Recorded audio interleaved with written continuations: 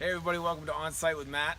It's been a while since I've been on with you guys, but I wanted to show you a project we're doing in Falmouth. This is our house that we're building at 54 Waits Landing in Falmouth off Route 88. It's a house designed by Joe Waltman. We started this project, I think we started this project back in late October of last year, and we have a completion date of October of this year. This house is more of a traditional style house, not like the modern house you saw me on the last episode. As you can see on this house, we're using traditional Maine shingles. The shingles themselves have a solid stain on them. It's a two-coat application, so it comes with a warranty from Maine. This is a much more traditional look. The other thing that we're using, if we're standing here, I can show you, is the garage doors are Clopay American Series, American Tradition Series garage doors. It's a insulated steel door to look like a carriage house. Very nice door. I'll take you on, actually let me show you the outside too. The other thing that we're doing that's not very normal nowadays, we're actually doing a traditional wood deck. This is a cedar deck instead of using composite. The owner of the house didn't want to use a composite. They felt it didn't look as natural. So this is a cedar deck. What we're going to do with the cedar deck, we're going to sand it, put a stain on it, and then put a finish on top of it for protection. But it'll give it more of a natural look rather than some of the composites that have a little bit too much of a sheen to them. The front porch, same type of material. On this one we have a barrel ceiling. If you notice the detail of the barrel ceiling, that's a Joe Waltman specialty. On top of that is a copper roof. We had to do a flat seam copper because when you're using architectural shingles, the only way to actually do that would either be with a rubber or copper. So we went with a traditional copper roof on that one. It's a flat seam copper. Came out gorgeous. Columns are fiberglass. They're not actual wood. It's a fiberglass column that we purchased. They're structural load-bearing columns. I want to say they're from Turncraft. But let me take you on inside the house.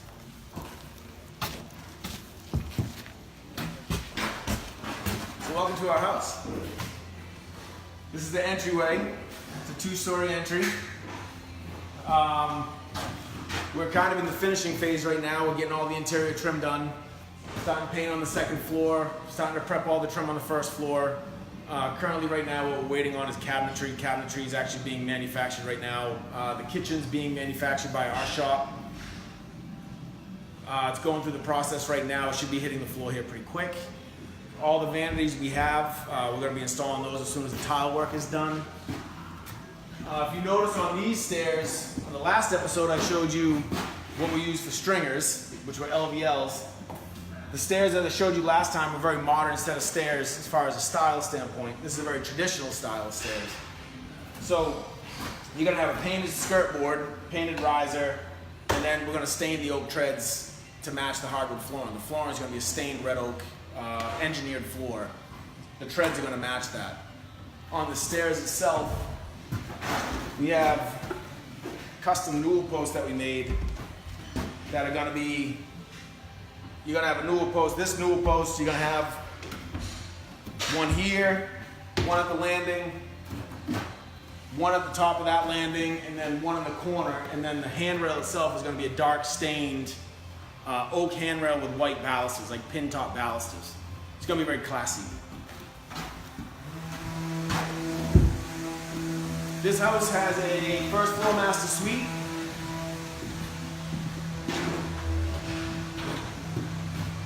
So off the first floor, you come in, you have your master suite, master closet. This is your master bathroom.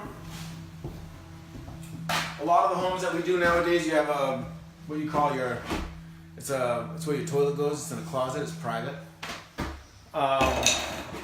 As you can see, it has a very nice shower, very large shower. It's going to have a 2-bowl vanity.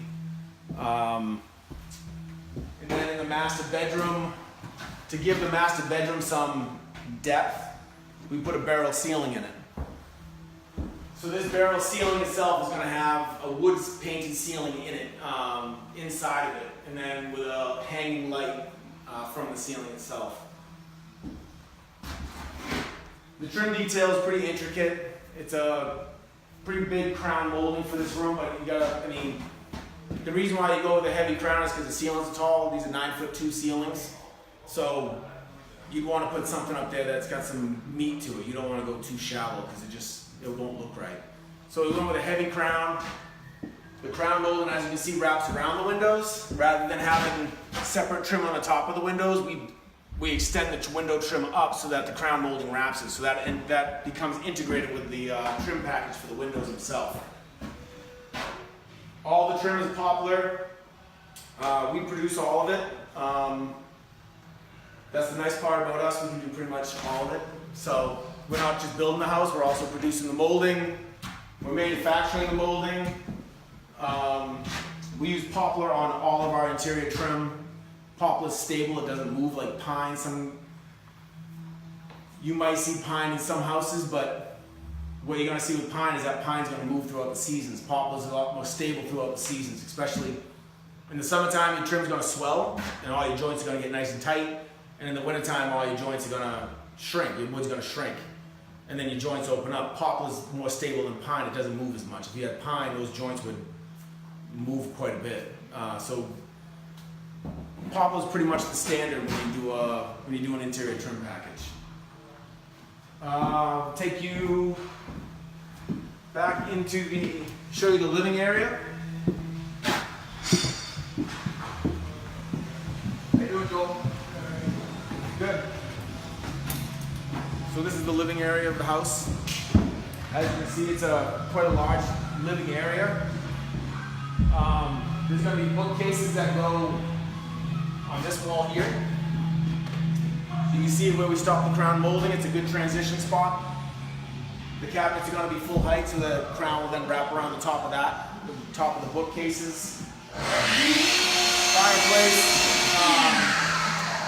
Over here on the big bank of windows, we're going to have a breakfast nook in the corner. So you can sit down, kids can have their breakfast. You can have your breakfast here while still watching TV or still being part of the, the entertainment, the action. Kitchen is pretty large. I think the island itself is going to be, like 12 feet. It's a big kitchen. But you got a big space you got to fill, so trying to make the kitchen feel very homey, it's kind of difficult when it's large, but with an island, we're going to have an island hood that's going to kind of bring everything together and make it feel very comfortable.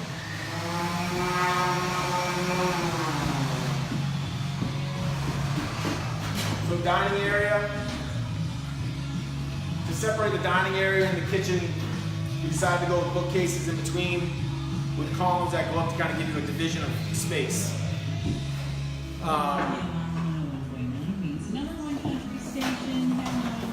One thing, this particular house, because the island is so big, we went with a big range. The range is going to be a 60-inch range. We had to rough in the hood, which, as you can see, is 2 8-inch round ducts. That was kind of difficult. It moves like 1,000 CFM, which is a massive amount of air. So we have 2 8-inch round ducts that have vented to the outside. That was probably one of the trickier layouts to try to figure out how we're going to get all the air out of the house. But we did it. It's in. And it's nice and clean on the outside. You don't even notice it, which is nice. Full walk-in pantry. On the outside, we're going to have a screen porch off the deck, which is going to be a very nice feature looking out at the ocean. And this is the mudroom. So you come in from the side entry, you're into the mudroom. You have access to the garage. You have a laundry room on the first floor, and then bonus room above the garage. And I can take you upstairs and show you the bonus room. Again, same style stairs that we're doing in the main entryway we're going to do here, so everything ties together. And if you notice when I'm walking up the stairs, you're not going to hear any creaks.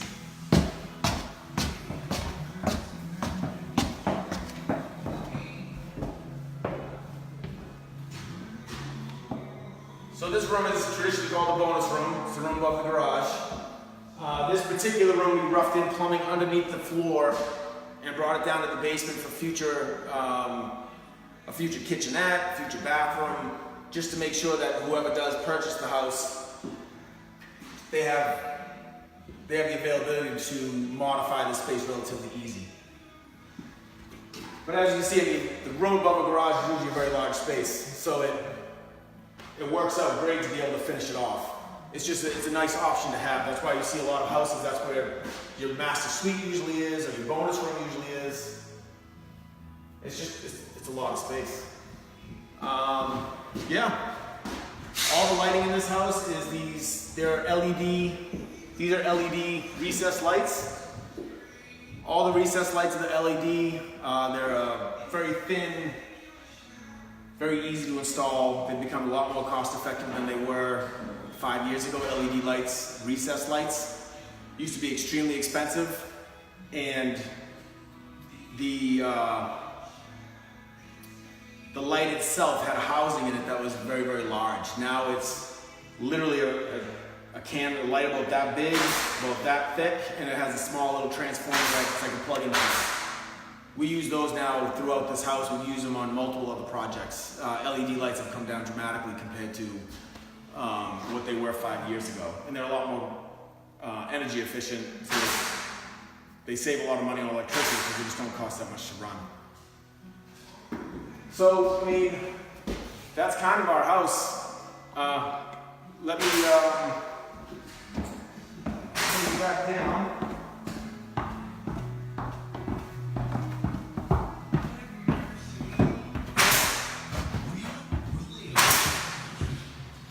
So that's kind of the first floor of the house. The second floor I showed you, but there's a lot of work going on upstairs. I don't want to get in the guy's way.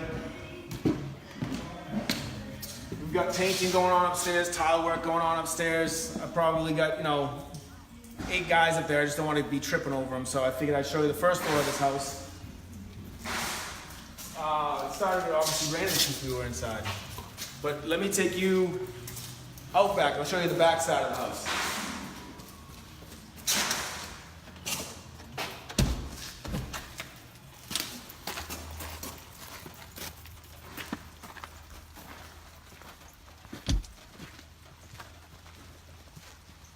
So this house sits on about 1.5 acres of land.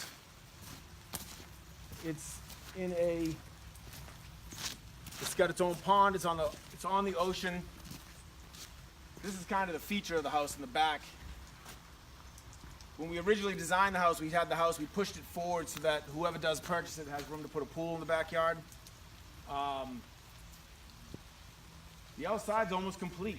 I just got the screen porch to finish. We got landscaping to do. Got to build up final grade right now. This is rough grade. We got to build it up. It's probably going to come up another 6 to 8 inches with loam. Seed it. And the outside will be pretty much done. The windows on this house, I don't know if you remember, I showed you a house a few months ago and had Sierra Pacific windows in that house that were red. These are also Sierra Pacific windows. We went with white windows on this one, but it's the same style window, aluminum clad exterior, wood interior. And yeah, that's pretty much it. I hope you enjoyed the tour. If you have any questions, definitely send a message. I'd love to answer any questions you have on materials we use or methods that we do. Means and methods, I always like talking about means and methods. Anything that you have a question on, don't hesitate to send us a message. And I hope you enjoyed it and look forward to doing it again.